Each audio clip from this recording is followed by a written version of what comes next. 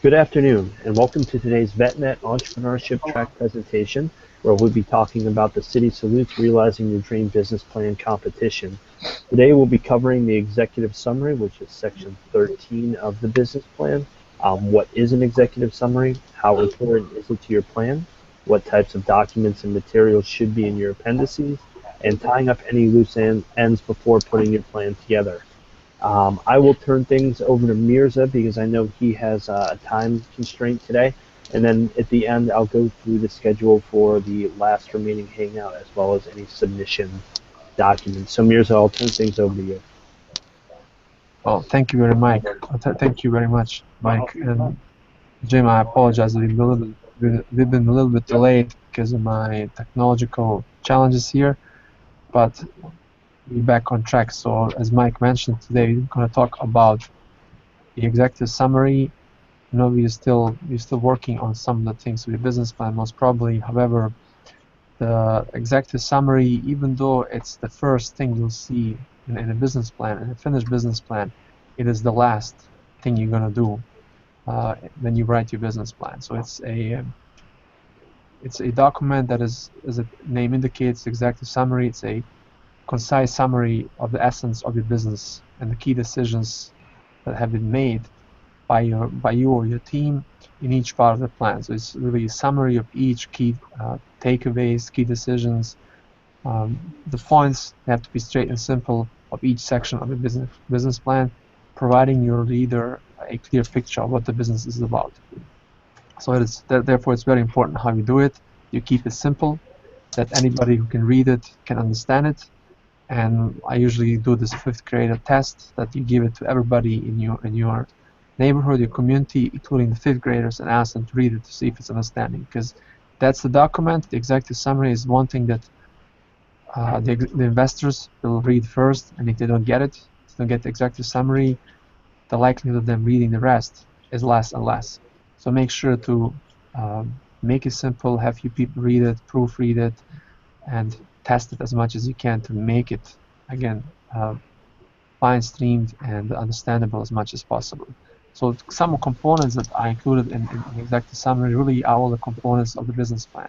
First thing, you want to start with your problem and opportunity statement, right? What is the big solution to a problem that you've identified? What is the problem and what's the solution they have identified?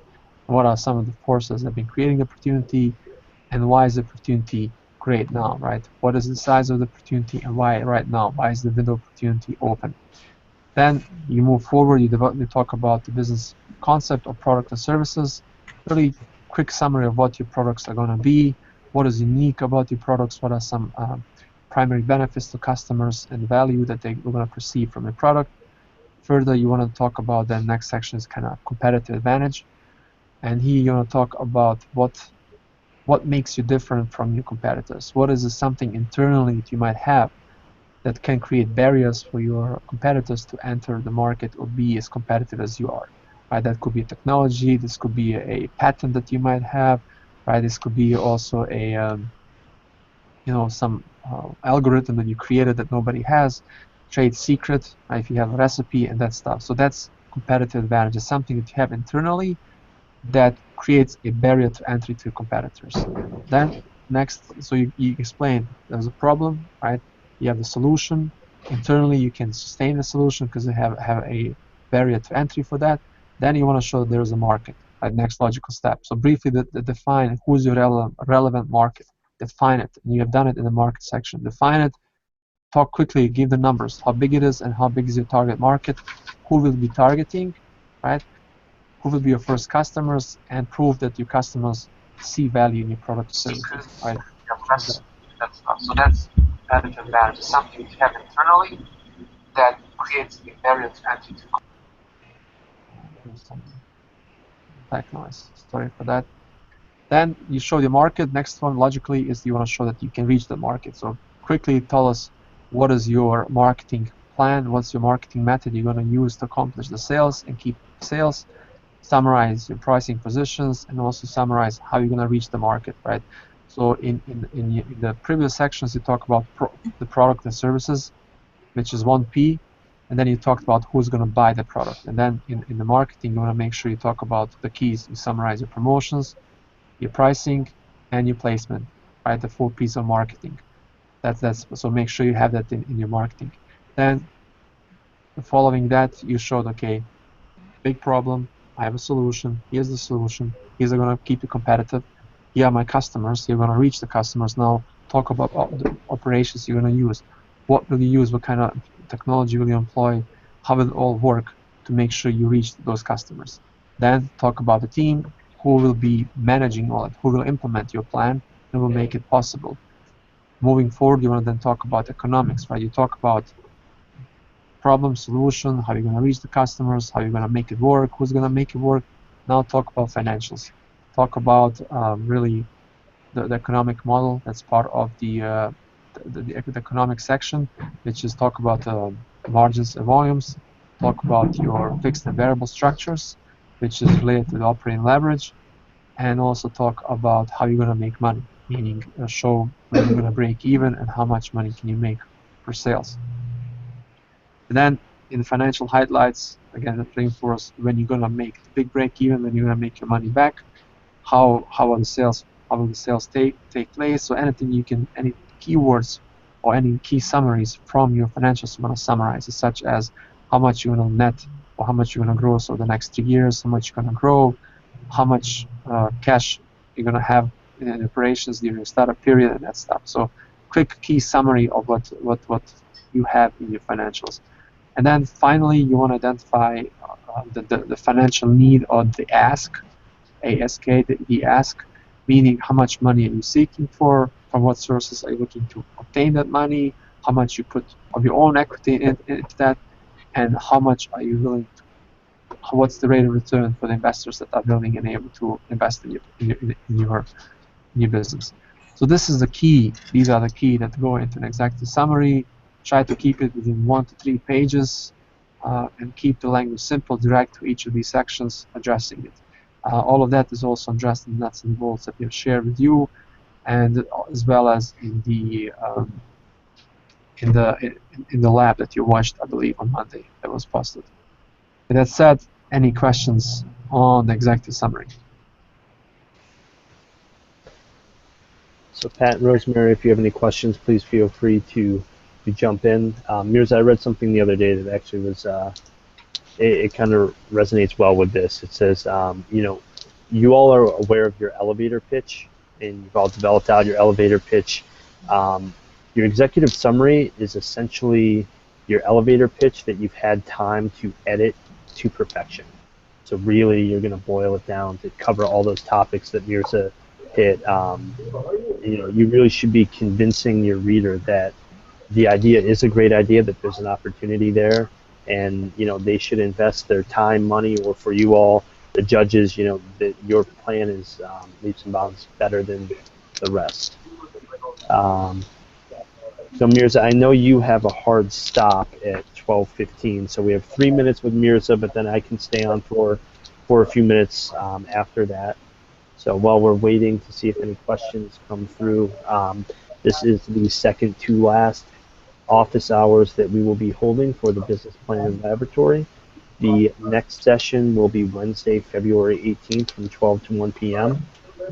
The video is out there. That is on tips for presenting a business plan to investors and judges.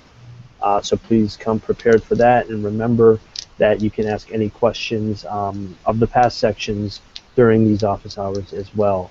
A couple other things I wanted to hit on, but Mirza, why don't we, so we have a question from Pat that says, what is the worst thing someone could do on an executive summary?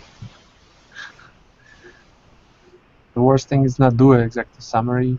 Second is not being really clear, not addressing these.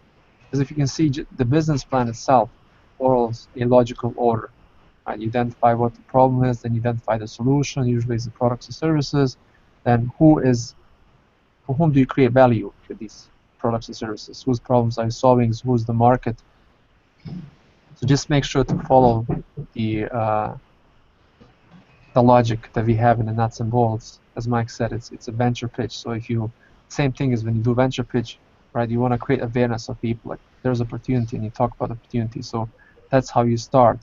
The worst thing you can do is I don't know, make errors, make it look ugly, right? Not ugly, but not follow format. Like, so it has to be also both visually appealing, but it has to be also professional done.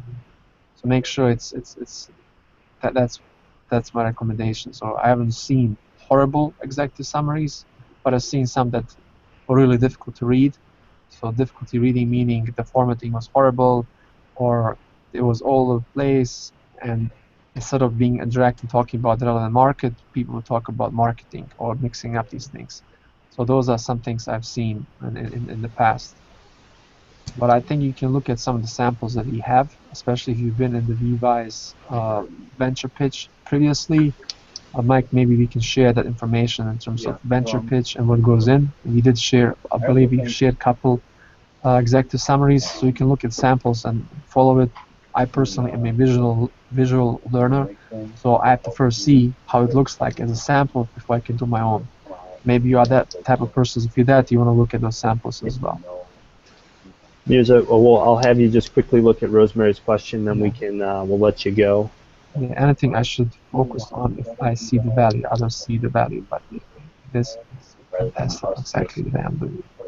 Anything I should focus on if I see the value, others see the value, but it is as yet untested exactly the way I'm doing it. Rosemary, explain it to me. Turn your mic on. Turn your mic on. My mic's on. Other people, a lot of veterans have loved this idea, and I'm trying to get the pricing structured correctly because it's just an expensive thing to do, but I'm still trying to bring it down. Is there anything in my executive summary or my business plan that I should focus on? I'm going to kind of have to go speak to convince people to pay for this service rather than go to a class to be taught how to write or to get videotaped or audio taped. So there's nothing on that you have to put in executive summary. It's really a matter of your business plan. Because if your audience does not know they have a problem or have a need, it's your job in marketing to educate them about the problem or the need, right? We didn't know that we needed smartphones 10 years ago, but now everybody has a smartphone, right? There was no need. We didn't know, but somebody created the need, explained the need, explained the awareness, educated about it, show us all the benefits of it. So that's part of your marketing. So you have to look in your marketing to create it. See if you think there's a certain group of people who will buy it. By the way, I did see your email. Just got reminded I was about to call you and talk to you about it. Since we're here, let's just quickly chat. If you're gonna write a book and you're gonna charge some low price, do you really want to work for $1 an hour? Maybe maybe the window of opportunity is not there now. So you have to think about what else can you do. Maybe you can find some donors, work some private institutions or private organizations who are willing to help certain people write the story. So, but you don't want to undervalue yourself, because if you come to me and say, I'll write your book for $600, that's cheap. And price is perception of value. So if you're that cheap, then how great of the book will this really be? So keep that in mind as well. And just because, and I always give this example. Mike, do you like ice cream? Sure do. Rosemary, you like ice cream? Yeah. But when I look at all ice cream shops, there's no sauerkraut taste ice cream. Would you guys love sauerkraut tasting ice cream? No. No, there is a gap there, right? Nobody offers it, but people are not willing to pay, let's say, $3 for ice cream, scoop of ice cream versus some other vanilla or chocolate. So that's the same thing. You have to see really how feasible is your solution, and if people are willing and able to buy it, try to find somebody else who is willing to pay you the proper price. Maybe you get some grants or something like that to help you write it, but do not undervalue yourself. And if your market is not willing and able to buy it, then it's not the proper market. You have to look around to find somebody else. Because I'm sure there's somebody who wants to buy sauerkraut tasting ice cream. I just have to figure out who it is and see how feasible that is. Right. I'm sorry I have to run. We have a meeting coming up. But if you have any other questions, email me. Again, Rosemary, I was thinking to give you a call back because instead of me explaining it to you, it will be easier on the phone. But I hope this addresses your concerns. If not, send me another email and I'll call you. Okay. And I'll stay on the line. Thanks, Mirza. Thank So you. Gary, I saw your question out there. Am I here? Yes. If you want to go, if you have any specific questions, Gary, you can go ahead and type them out on the Google Plus event page, and we'll make sure that I'll address it as best I can, or I'll make sure that I can relay that to yours after the fact. In the meantime, I would like to quickly go through the timeline for submission and the requirements for submission, just to make sure that everyone is in fact clear on those deadlines. So the deadline for submission of the business plan and executive summary is March 6th, 2015 at 11:59 p.m. Eastern. We will be announcing the semifinalists on April 3rd. Then we will be bringing those semifinalists to Washington, D.C., and then finally we'll have the finalists in Washington, D.C. at the BWise conference. Details on that will be updated on the website, but it's the last weekend in the Thursday, Friday, Saturday, last weekend in May. To talk a little bit about how to submit your plan, again, only one submission of a business venture is permitted. Plans may not exceed 25 pages in length. Based on a document, and this is important, that is 12-point font with 1-inch margin, including the cover and text. Appendices may not exceed 10 pages in length. Again, those are an additional 10 pages to the 25-page business plan, giving a total of 35 pages. Every competitor must submit the business plan as well as the 2-page executive summary, which we have covered today. Again, that executive summary may not exceed 2 pages. The way that the submission, it must be in PDF format, and we give the titling instructions out on the business plan website, which all of you should have access to or should have seen at this point. Again, so we have one final office hours next Wednesday, February 18th from 12 to 1 p.m., where we will be discussing the presentation of the business plan to investors and judges. But again, this is a great opportunity for any of you out there who have either participated live or watched these after the fact and said, hey, you know, I really still do have a question on my marketing plan or my team, my operations plan or my team plan. Please feel free to bring those, and we'll make sure that we can go ahead and address them. Are there any questions from you, Rosemary, or Pat, or Gary out on Google Plus left today that you'd like addressed? Yes, the marketing plan. There's a video on that as well. There should be. So we went through the marketing plan. It should be session 5, so video 5, where we went through the creative marketing plan, promotional mixes, prices, and distribution. So that should be out there already. I believe it's video 5. We also, that's actually a good point. I'll go through the types, the videos that we have out there. So the first session really was an introduction to the business plan, laboratory, and competition. The second video out there was an industry analysis video. Third video is a market analysis presentation. The fourth video out there is the economics of your business. Fifth video was the marketing plan, which you just mentioned. Sixth video was an operations plan. Seventh is where we went through the pro forma financial statements, cash flow, income statement, and balance sheet.